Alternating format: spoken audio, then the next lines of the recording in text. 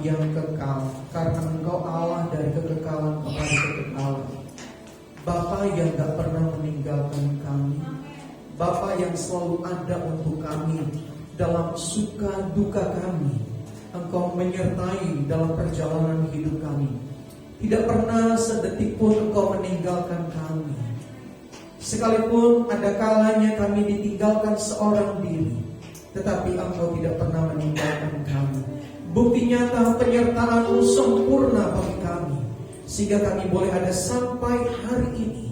Kami dalam kondisi sehat, kami masih bisa memuji Tuhan, kami bisa meninggikan Tuhan, kami masih bisa makan, minum, pakai hari ini, membuktikan pemeliharaan Allah sempurna bagi kami.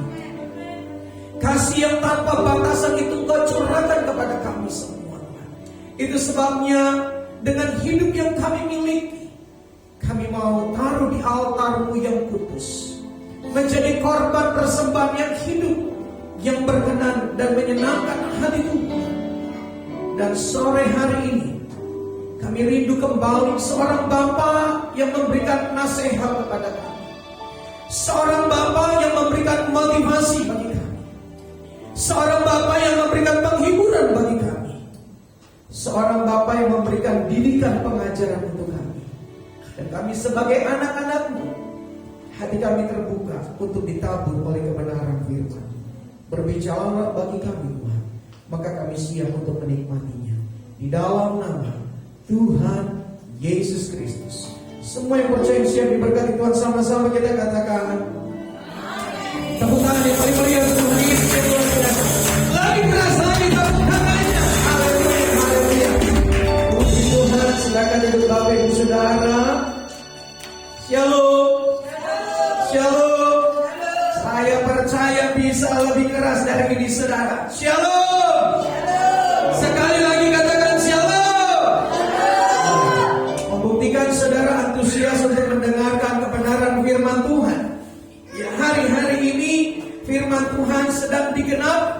Hari-hari ini firman Tuhan sedang dinyatakan untuk kita semua. Apa yang terjadi hari-hari ini menjadi ukuran kita melihat kepada kebenaran firman Tuhan.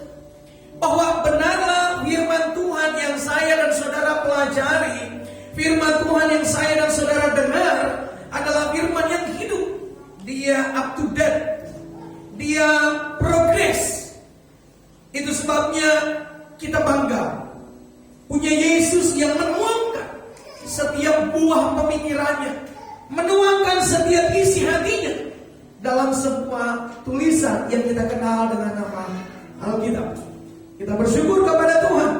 Alkitab ini menjadi panduan hidup saya dan saudara yang diterjemahkan dari ribuan bahasa, membuktikan bahwa firman Tuhan itu universal, membuktikan bahwa firman Tuhan itu dapat dikonsumsi berbagai macam suku, latar belakang pendidikan, latar belakang budaya.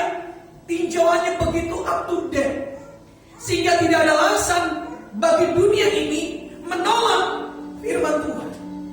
Karena firman Tuhan ini mampu dicerna dengan berbagai macam cara pikir, mampu diterima oleh berbagai macam golongan suku.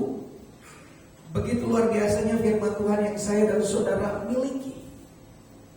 Itu sebabnya apa yang terjadi hari ini adalah pembelajaran untuk kita semakin kuat kepada kebenaran firman Tuhan, bahwa firman Tuhan itu adalah Allah sendiri, sehingga Dia menuliskan rentetan setiap peristiwa detail, saudara. Setiap peristiwa yang ada di dalam dunia ini Dia tuliskan sedemikian rupa detail.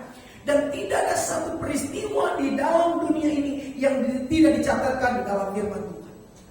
Semuanya dituliskan dalam firman Tuhan. Itu sebabnya sore hari ini kembali Allah menyampaikan kebenaran firman Tuhan. Allah menyampaikan kembali isi hatinya lewat gembala saudara, lewat hamba Tuhan. Saudara kembali diperdengarkan suara Tuhan. Saudara kembali diisi oleh firman Tuhan. Hamba Tuhan sebagai penyambung lidah, hamba Tuhan menyampaikan kebenaran firman Tuhan.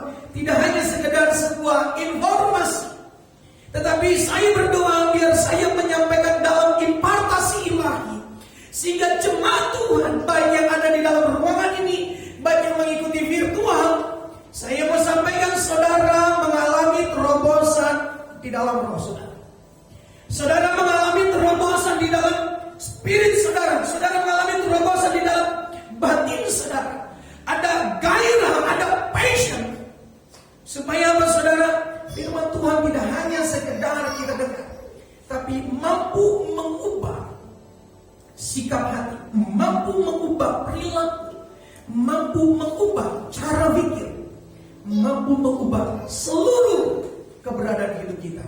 Bukan hanya hidup kita secara pribadi, tetapi mampu mengubah keluarga kita, mampu mengubah bisnis kita, mampu mengubah masa depan kita. Itu sebabnya yuk sama-sama kita meluangkan waktu yang terbaik. Jangan lewatkan sedetik pun. Setiap perkataan firman Tuhan itu harus ditaruh di dalam hati kita. Setiap kebenaran firman Tuhan harus hidup di dalam hidup kita.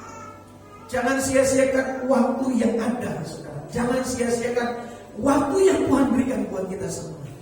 Satu kebenaran firman Tuhan di dalam Injil Yohanes pasal yang ke-11. Dari ayat yang pertama, kisah seorang pemuda yang bernama Lazarus dibangkitkan oleh Yesus. Ada banyak peristiwa kebangkitan yang Yesus lakukan, tetapi Alkitab hanya memberikan sebuah catatan kisah yang sangat fenomenal, yaitu seorang yang bernama Lazarus. Padahal ada begitu banyak, karena dituliskan ada banyak mujizat-mujizat yang Yesus lakukan yang tidak tercatatkan kembali di dalam Alkitab. Itu Yohanes menuliskan ada banyak mujizat. Karena kalau semuanya diceritakan saudara, Alkitab ini gak mampu menuliskan begitu banyak kisahnya. 66 kitab saja masih banyak orang Kristen yang tidak membacanya dari Kejadian sampai kitab Wahyu. Hanya 66. Bayangkan kalau semua peristiwa yang Yesus lakukan, mujizat yang Yesus lakukan dituliskan semuanya. Berapa banyak kitab di dalam Alkitab saudara. Itu sebabnya sesuatu yang sangat luar biasa kalau saya dan saudara diizinkan Tuhan masih bisa belajar firman Tuhan. Pasal yang ke-11 dari Injil Yohanes, ayat yang pertama, demikian firman Tuhan. Ada seorang yang sedang sakit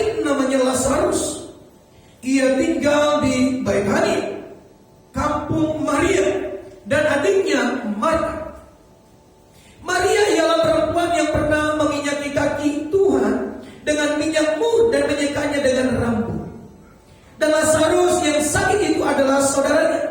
Kedua perempuan itu mengirim kabar kepada Yesus, Tuhan, dia yang engkau kasihi sakit.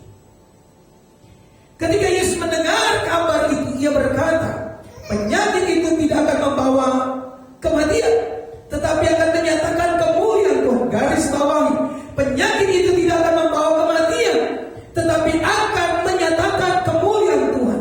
Penyakit itu tidak akan membawa kematian, tetapi akan menyatakan kemuliaan Allah. Sebab oleh penyakit itu anak Allah akan dimuliakan. Kisah ini dari ayat pertama sampai dengan ayat yang ke-44 kita akan baca di rumah kita masing-masing, saudara. Tetapi hari ini saya ingin sampaikan ayat-ayat yang lompat-lompat, saudara. Ayat yang tidak keseluruhan saya membacanya, supaya kita punya waktu lebih banyak lagi baca Alkitab di rumah. Semakin lagi kita membaca firman Tuhan, semakin lagi kita mengerti firman Tuhan, semakin banyak rahasia ilahi yang Tuhan sampaikan kepada saya dan saudara secara pribadi. Kita tahu kisah tentang Lazarus yang dibangkitkan, tapi sangat jarang sekali kita mau menyelidiki detail dari peristiwa apa yang Tuhan lakukan kepada keluarga. Keluarga Lazarus, Marta dan Maria adalah keluarga yang begitu dekat dengan Yesus. Keluarga ini tinggal di sebuah desa kecil, sebuah kampung kecil yang bernama Betania. Setiap kali Yesus dari Nazaret dan Yesus akan masuk ke Yerusalem, selalu Yesus singgah di kota atau di desa yang bernama Betania. Kenapa? Karena keluarga ini begitu ramah, keluarga ini begitu antusias, keluarga ini begitu mengasihi Yesus, keluarga ini memiliki kedekatan secara emosional, keluarga ini menjadi perhatian Yesus, bahwa Yesus nyaman ada di antara keluarga Lazarus, Marta dan Maria. Itu sebabnya ketika dalam sebuah perjalanan Yesus dalam pelayanannya, maka ada yang menyampaikan kabar kepada Yesus bahwa Lazarus sedang sakit keras. Lazarus sedang sakit. Ketika Yesus mendengar kabar bahwa dia sedang sakit, Lazarus sedang sakit, maka sebuah pernyataan yang Yesus sampaikan, penyakit itu tidak akan membawa kematian, tetapi akan menyatakan kemuliaan Allah. Saya terkesan dengan kalimat yang Yesus sampaikan bahwa penyakit itu tidak akan membawa kematian, tetapi akan menyatakan kemuliaan Allah. Tetapi kalau kita membaca ayat berikutnya, kenyataannya bahwa Lazarus benar mati. Tapi ayat-ayat sebelumnya juga Yesus menyampaikan bahwa dia nggak mati, dia sedang tertidur. Logika manusia berpikir nggak mungkin orang dalam kondisi sekarat dan dia mati. Dan kita tahu cerita tentang ini bagaimana akhirnya Lazarus dimakamkan selama 4 hari. Sepertinya apa yang Yesus sampaikan bertolak belakang dengan sebuah kenyataan. Yesus berkata bahwa penyakitnya tidak membawa kematian, kenyataannya Yesus berkata bahwa Lazarus sedang tidur, kenyataannya seringkali logika kita bermain. Itu sebabnya saya membagi kelompok dari peristiwa Lazarus dibangkitkan. Yang pertama, kelompok yang pertama sama seperti seorang yang bernama Marta.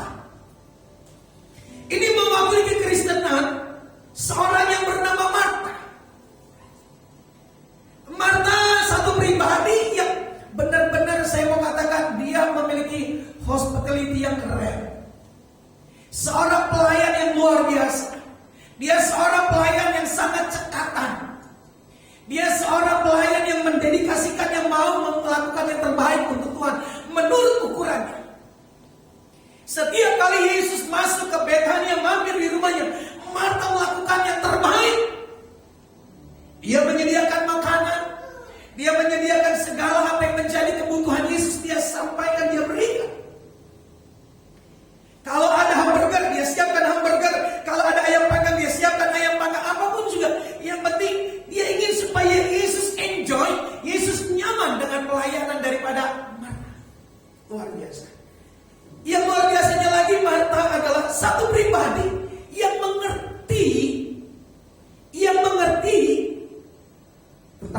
zaman. Dibuktikan dalam ayat yang ke-21. Ayat yang ke-21 demikian. Ayat 20 dulu. Ketika Marta mendengar bahwa Yesus datang, ia pergi mendapatkannya.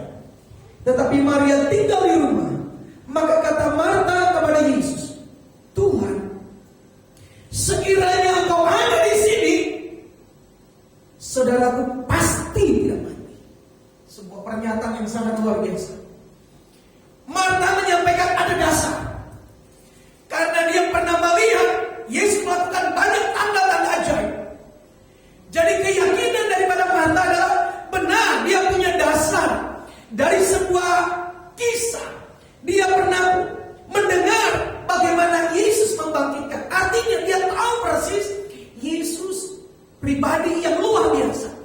Sehingga pernyataan itu disampaikan, Tuhan, kita lihat dia pakai kata Tuhan, sekiranya Engkau ada di sini, saudaraku pasti tidak akan mati. Tidak akan mati. Lantas Yesus memberikan sebuah jawaban yang sangat luar biasa. Kata Yesus kepada Marta, saudaramu akan bangkit. Lantas kita lihat ayat 24. Kata Marta kepadanya, aku tahu bahwa ia akan bangkit pada waktu orang-orang bangkit pada akhir zaman. Ternyata Marta tahu tentang eskatologi. Marta tahu tentang kebangkitan orang-orang kudus di akhir zaman. Artinya Marta memiliki pengetahuan tentang akhir zaman. Artinya dia adalah orang yang mengerti tentang sebuah kehidupan di akhir zaman. Dia mengerti betul bahwa di akhir zaman akan ada kebangkitan. Dia tahu persis. Dia memiliki pengetahuan yang sangat luar biasa. Enggak banyak orang Kristen memiliki pengetahuan tentang eskatologi, tentang akhir zaman. Enggak banyak sekali. Justru ada begitu banyak orang Kristen yang melakukan perjalanan iman ya biasa saja, liturgi, roh agamawi, kekristenan keturunan. Tapi Marta memiliki pengalaman yang sangat luar biasa. Dia tahu tentang akhir zaman. Sehingga ketika Yesus menyampaikan bahwa saudaranya akan bangkit, benar Tuhan, dia akan bangkit nanti di akhir zaman. Enggak salah pengetahuan dari Marta. Enggak salah, dia benar bahwa ada dalam catatan firman Tuhan di akhir zaman akan terjadi yang namanya kebangkitan orang-orang kudus. Dalam pelajaran eskatologi benar. Ketika kedatangan Tuhan Yesus kali yang kedua, benar akan ada kebangkitan orang-orang kudus. Enggak salah. Tetapi yang dimaksud oleh Yesus bukan itu. Yesus memberikan jawaban. Jawab Yesus, akulah kebangkitan dan hidup. Barang siapa percaya,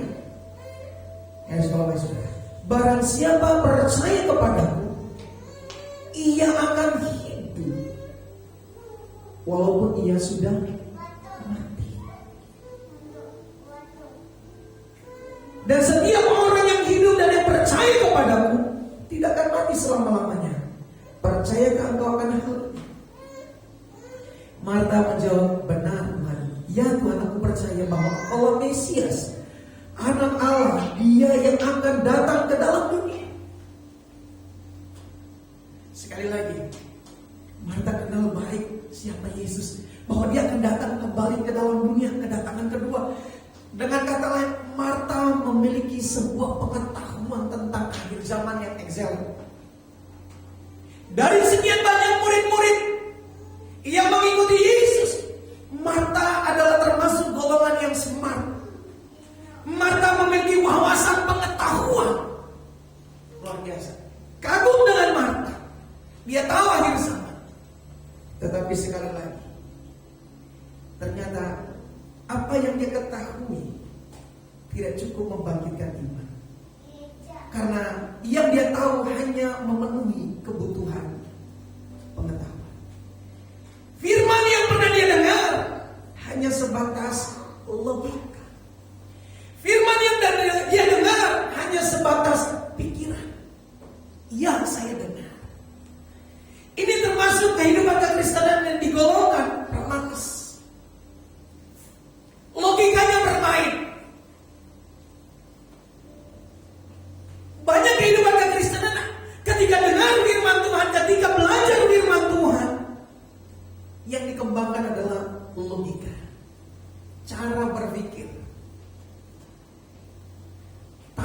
sadari akan berkembang dengan sebuah pemahaman yang lagi tren hari ini, Scientology. Ya, orang-orang mulai mengembangkan bagaimana logika, berpikiran, mencari tahu tentang Allah itu dengan logika, mengukur Allah dengan logika. 1 tambah 1 sama dengan 2, logikanya gitu. Banyak kehidupan kekristenan yang berangkat daripada logika. Banyak orang Kristen berangkat dari pengalaman, logikanya nih. Akhirnya dalam perjalanan kekristenan dia hitung-hitungan dengan Tuhan. Kalau saya lakukan ini berarti Tuhan akan lakukan ini. Kalau saya lakukan A, maka Tuhan akan lakukan D. Kalau saya lakukan C, maka Tuhan akan lakukan D. Banyak kehidupan kekristenan akhirnya timbal balik karena hitung-hitungan, logika yang bermain, rasio yang bermain. Karena setiap kali dia mendengar firman Tuhan, menjadi ukurannya adalah cara berpikir, pemikiran.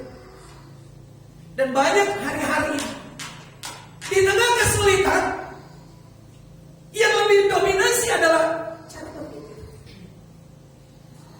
Apalagi masa krisis. Ketika dalam kondisi krisis, kita mulai hitung-hitungan dengan Tuhan, logika untung rugi. Kalau saya kasih ini, saya dapat apa? Kalau saya melakukan ini, saya dapat apa? Dan ini banyak logika yang mulai berkembang. Akhirnya apa? Krisis mendegradasi iman seseorang. Krisis mendegradasi muatan rohani seseorang. Banyak akhirnya orang mulai meragukan janji Tuhan. Kenapa? Logika. Di tengah krisis, orang akan berpikir tentang dirinya. Enggak melihat lagi perspektif Allah sedang bekerja. Di tengah dunia yang semakin gelap, bahwa Allah turut bekerja di tengah kegelapan dunia ini sekali. Tapi sekali lagi, menggapai pribadi Allah dengan cara pikir, dan kita akan memiliki kemampuan itu untuk menggapai Allah dengan pengetahuan.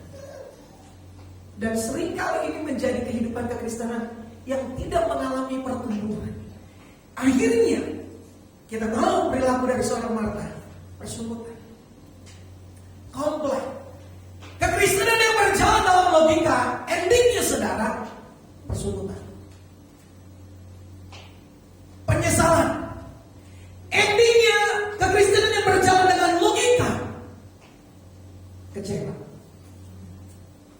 Kita nggak mau masuk dalam kelompok kekristenan yang berjalan dalam logika.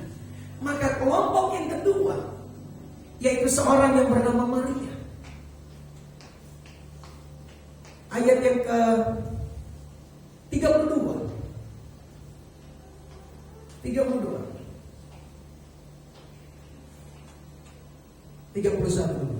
Ketika orang-orang Yahudi yang bersama-sama dengan Maria di rumah itu untuk menghiburnya, melihat bahwa Maria segera bangkit dan pergi keluar, mereka mengikutinya karena mereka menyangka bahwa ia pergi ke kubur untuk meratap di situ. Setibanya Maria di tempat Yesus berada dan melihat dia, tersungkurlah ia di depan kakinya dan berkata kepadanya, Tuhan,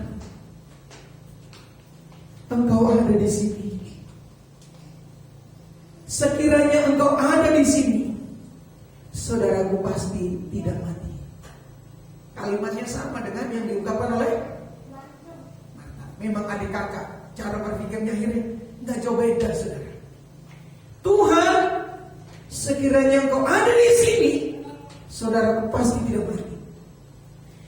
Ketika Yesus melihat Maria menangis dan juga orang-orang Yahudi yang datang bersama-sama dia, maka masjullah hatinya. Ia sangat terharu dan berkata, "Di manakah dia kamu baringkan?"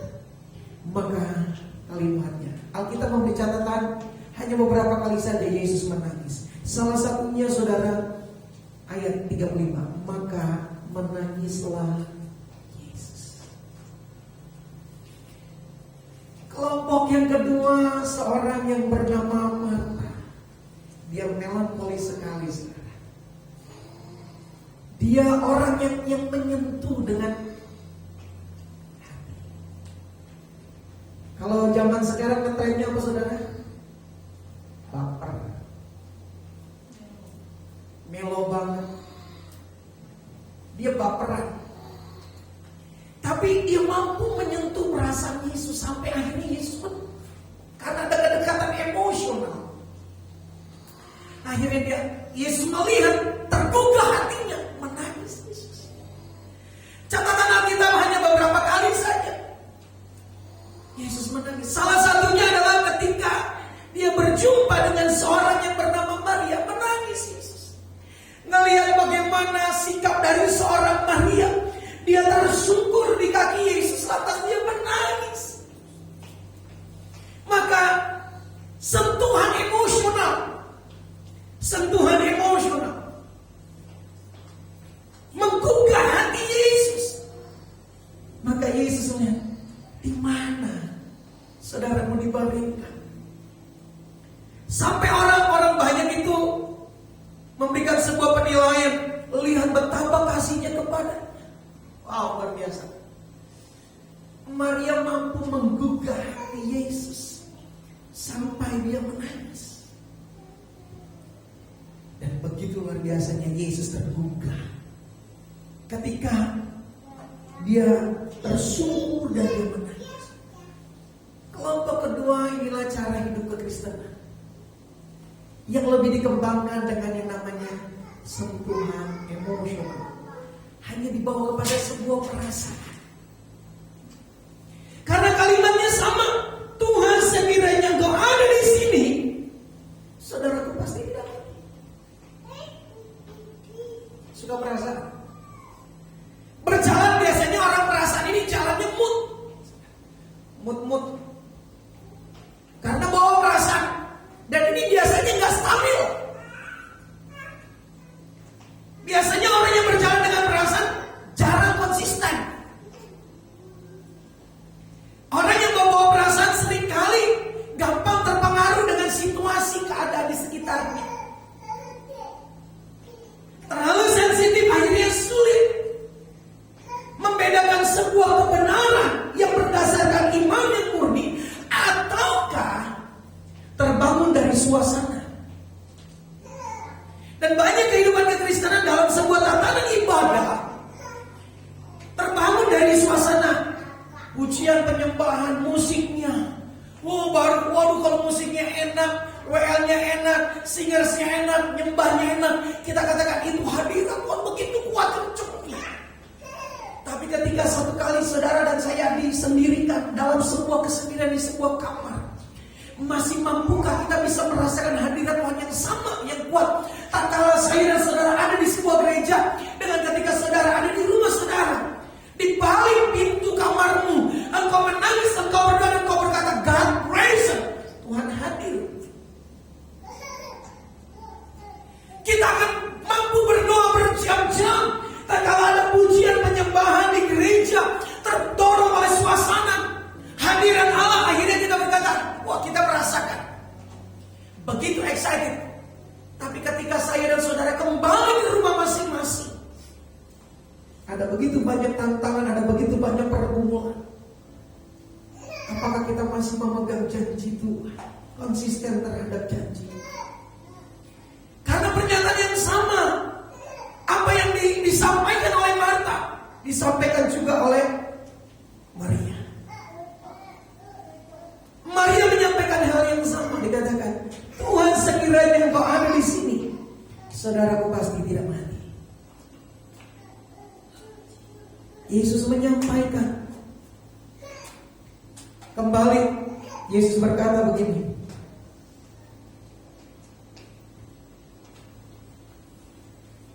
Ayat yang ke-40. Ayat yang ke-39. Kata Yesus, angkat batu itu. Marta, saudara orang yang meninggal itu, berkata kepada Tuhan, ia sudah berlalu. Sebab sudah 4 hari dia mati. Jawab Yesus kepada, bukankah sudah kukatakan kepadamu, jika engkau percaya, engkau akan melihat kemuliaan Tuhan.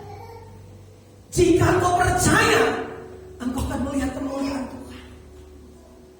Marta melihat sebuah kenyataan. Dia udah bau, sudah 4 hari dia terbaring, sudah mengeluarkan bau busuk. Terbangun suasana, saudara. Terbangun suasananya. Rasa dia mulai berkata, gak mungkin. Tapi kembali Yesus memberikan penegasan. Jika engkau percaya, engkau akan melihat kemuliaan Tuhan. Tuhan kan untuk banyak kepada Marta dan Maria, just believe. Percaya enggak, saudara? Percaya kita itu kepada Tuhan melampaui, iman itu melampaui logika kita. Iman itu melampaui apa yang kita rasakan. Iman harus melampaui dengan apa yang kita pikirkan. Iman harus melampaui apa yang kita rasakan. Itu iman. Kelompok yang ketiga, saudara, kita melihat. Kita tahu satu pribadi ini yang sedang kita bahas, yang bernama Lazarus. Alkitab memberikan sebuah catatan kepada Lazarus, ayat yang ke-44. Orang yang telah mati itu datang keluar, kaki dan tangannya masih terikat dengan kain kapan, dan mukanya tertutup dengan kain pelulu. Kata Yesus kepada mereka, bukalah kain-kain itu dan biarkan ia pergi. Kelompok yang ketiga adalah Lazarus, mewakili kehidupan kekristenan yang mengalami kematian. Kristen, benar dia Kristen, tapi dia mengalami kematian. Kristen, benar dia Kristen, tapi menghasilkan bau busuk. Kristen, benar dia Kristen, yang mengalami kasih karunia, yang mengalami kebangkitan dari Yesus, mengalami keselamatan dari Yesus, tapi sangat disayangkan kekristenan yang dalam kekristenan yang terikat. Dia percaya Yesus, dia mendengar berita keselamatan, dia mendengar berita kebangkitan, maka Lazarus keluar. Sekalipun sudah 4 hari. Sekalipun sudah 4 hari. Bahkan begitu dahsyatnya yang saya ingin sampaikan adalah perkataan Yesus kepada Lazarus, dikatakan Lazarus, ayat 43. Lazarus, marilah keluar. Lazarus, marilah keluar. Saya nggak bisa bayangkan begitu dahsyatnya kuasa perkataan yang Yesus lepaskan. Jenazah yang sudah 4 hari, jenazah yang sudah 4 hari, yang sudah berbau busuk, hanya dalam satu kalimat yang Yesus lepaskan, maka seketika itu juga Lazarus bangkit. Begitu fenomenal kisah tentang Lazarus dibangkitkan, yang sudah berbau busuk, belum menjadi tulang belulang, tapi paling tidak tubuhnya sudah berbau busuk, sudah rusak. Jaringan sarafnya, jaringan sel-selnya sudah rusak karena sudah 4 hari sudah mengeluarkan cairan yang berbau busuk. Bisa jadi sudah mengeluarkan belatung-belatung. Belum menjadi tulang belulang, tapi yang pasti selama 4 hari sel-selnya sudah mati, jaringan-jaringannya sudah rusak, dan gak mungkin untuk bisa dibangkitkan. Tapi hanya satu perkataan, Yesus berkata, Lazarus keluar. Ini mewakili kehidupan kekristenan. Kita orang berdosa, kita yang seharusnya menuju kepada kematian. Yesus hanya berkata, mari datanglah kepadaku, hai engkau yang letih, yang lesu, yang berbeban berat. Aku akan memberikan sentosa, aku akan memberikan damai sejahtera, aku akan memberikan keselamatan. Dan tidak ada satu manusia yang sanggup menghapus dosa manusia itu sendiri. Tidak ada satu harta benda yang mampu menebus dosa manusia. Sekalipun kita memiliki kekayaan seluruh dunia ini, itu pun tidak cukup untuk membuat saya dan saudara memperoleh surga yang mulia. Sekalipun kita punya harta benda, jabatan yang tinggi, dan kita jual semua yang kita miliki hanya untuk memperoleh keselamatan, itu tidak cukup untuk memperoleh keselamatan. Tapi satu pribadi, Yesus memberikan keselamatan dengan cepat-cepat. Dia hanya berkata, karena begitu besar kasih Allah kepada dunia ini, sehingga setiap orang yang percaya memperoleh keselamatan. Dan kita hanya mendengar suara dia dan berkata, saya percaya kepada Yesus. Hitungannya dalam seketika itu juga, saudara. Ketika saudara berkata, saya percaya Yesus, saat itulah saudara memperoleh keselamatan. Saat itulah saudara memperoleh keselamatan. Kita memperoleh penebusan. Kita percaya kepada Yesus. Tapi sangat disayangkan, berapa banyak orang yang percaya kepada Yesus tapi masih terikat. Masih terikat. Ini mewakili ada begitu banyak orang yang mengaku Kristen, tapi dia masih terikat dengan dosa kebiasaan lamanya. Dia orang Kristen yang sudah percaya Yesus, tapi masih terikat dengan tradisi duniawi, falsafah nenek moyang. Dia orang Kristen yang percaya kepada Yesus, tapi masih terikat dengan kehidupan masa lalunya, kegelapan. Dia percaya Yesus, tapi masih ada kata tapinya. Tapi dia belum bisa mengampuni. Dia percaya kepada Yesus, tapi gak mau baca Alkitab. Dia percaya kepada Yesus, tapi gak mau melayani. Dia percaya kepada Yesus, tapi gak berdoa. Dia percaya kepada Yesus,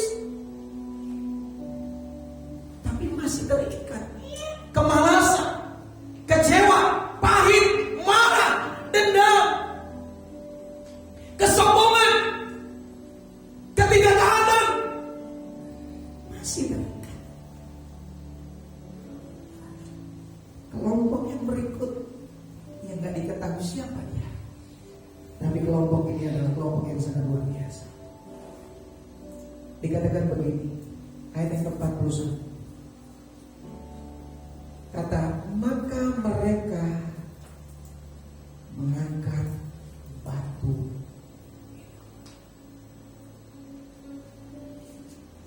Saya cari tahu siapa mereka. Saya coba untuk menerjemahkan siapa. Maka mereka itu mengangkat batu itu. Maka mereka mengangkat batu. Maka di ayat yang ke-44 dikatakan, maka mereka membuka kain itu.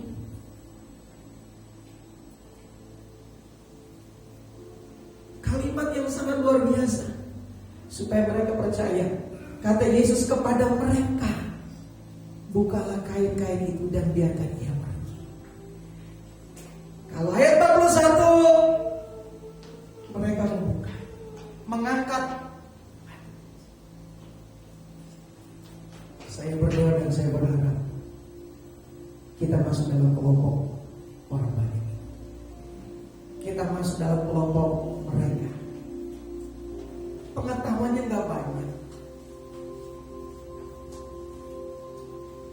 enggak gampang baperan. Tapi ketika dia tahu Yesus berfirman,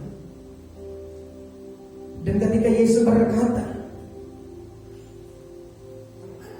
maka mereka mengangkat batu. Mereka tidak pedulikan baunya, karena mereka berpegang kepada ayat yang ke-44. Jika kau percaya. Pada saat dia mendengar ketika Yesus berkata, jika kau percaya, mereka katanya, percaya itu yang gimana sih, bos? Jadi orang Kristen seperti apa sih? Tapi mereka langsung melakukan sebuah tindakan iman. Mereka berkata, nggak bermain dengan logika, nggak main dengan perasaan, tapi mereka hanya percaya bahwa ketika mereka mengangkat batu itu, Lazarus pasti bangun. Mereka nggak peduli rasa bau. Mereka nggak berpikir lagi, ini kan serem, ini kan bau, ini kan menentang tradisi. Mereka abaikan. Yang mereka tahu ketika Yesus berkata bahwa percaya, maka mereka langsung melakukan sebuah tindakan iman. Dia nggak peduli sekitarnya, dia nggak peduli rasa baunya, apa kata orang, suasananya pasti mencekam. Yang dia tahu, dia menurut apa kata Yesus, suruh membuka, mengangkat itu. Dan setelah itu Yesus berkata, bukakan. Mereka nggak datang dengan masker langsung berkata, baunya nih udah 4 hari nih, mau pegang ini bener Lazarus. Saudara, orang-orang ini langsung mengambil sebuah tindakan iman. Dia membuka kain kafan Lazarus yang terikat. Berapa banyak di luar sana ada Lazarus yang masih terikat. Mungkin kita juga bagian dari Lazarus, Kristen. Tapi kita masih dipenjarakan dengan logika kita. Kita masih dipenjarakan dengan perasaan kita. Kita nggak benar-benar jadi orang Kristen yang mengalami kebebasan.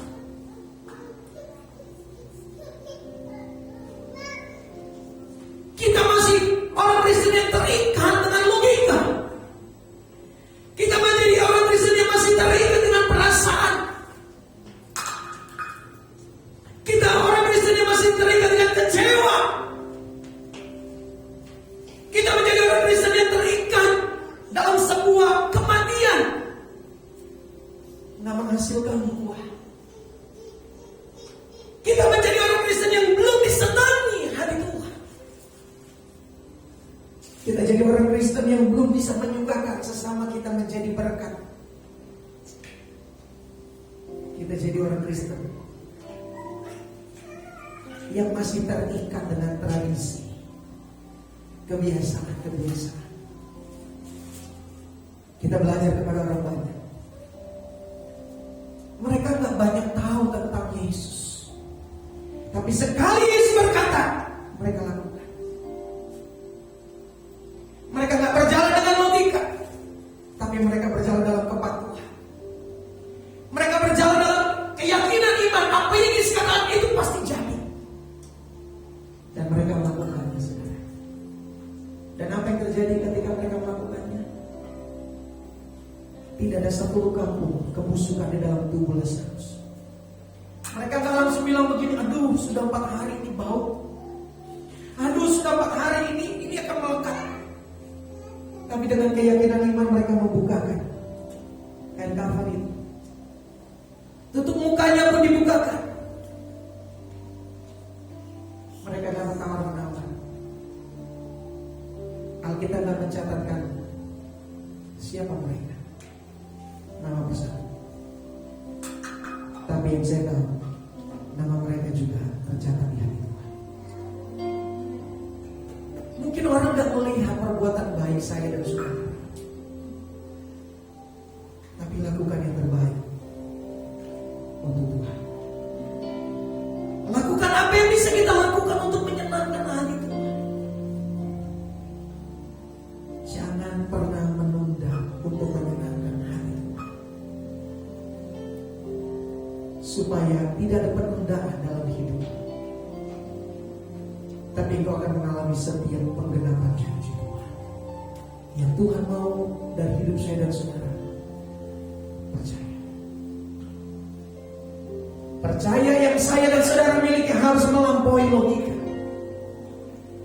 Percaya yang saya dan saudara miliki harus melampaui perasaan.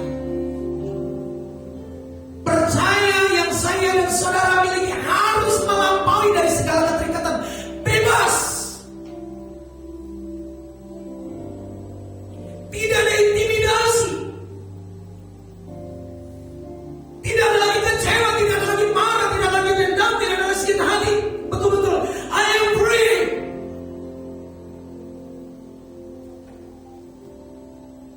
Karena Yesus sendiri berkata, apabila anak manusia itu memerdekakan, engkau benar-benar merdeka.